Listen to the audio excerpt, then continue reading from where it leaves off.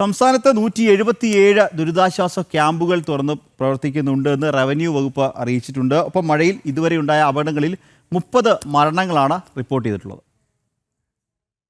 സംസ്ഥാനത്ത് ദുരിതം വിതച്ച് കാലവർഷം ശക്തി കുറയുമ്പോൾ മഴക്കെടുതികൾക്ക് ശമനമില്ല. കാലവർഷക്കെടുതിയിൽ ഒരാഴ്ചക്കിടെ മരിച്ചവരുടെ എണ്ണം 31ആയി.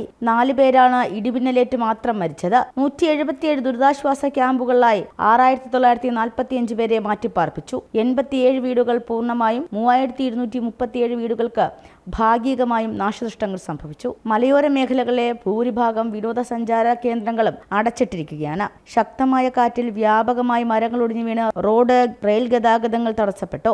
നിരവധി വാഹനങ്ങൾക്ക് നാശം സംഭവിച്ചു. സംസ്ഥാനത്ത് തുടരുന്ന ശക്തമായ കാറ്റിലും മഴയിലും KSEBയുടെ 3753 ഹൈ ടെൻഷൻ പോസ്റ്റുകൾക്കും 23339 ലോ ടെൻഷൻ പോസ്റ്റുകളും തകരാറിലായി. 2826 ഹൈ ടെൻഷൻ ലൈനുകളും 61637 ലോ ടെൻഷൻ ലൈനുകളും പൊട്ടിവീണു. വിതരണ മേഖലയിൽ ഏകദേശം 164 കോടി 46 ലക്ഷം രൂപയുടെ നഷ്ടമാണ് ഇതുവരെ ഉണ്ടായത്. 81,99,992 ഉപഭോക്താക്കൾക്ക് വൈദ്യുതി തകരാർ സംഭവിച്ചു.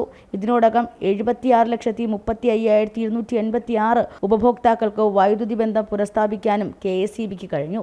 ജനം, തിരുവനന്തപുരം.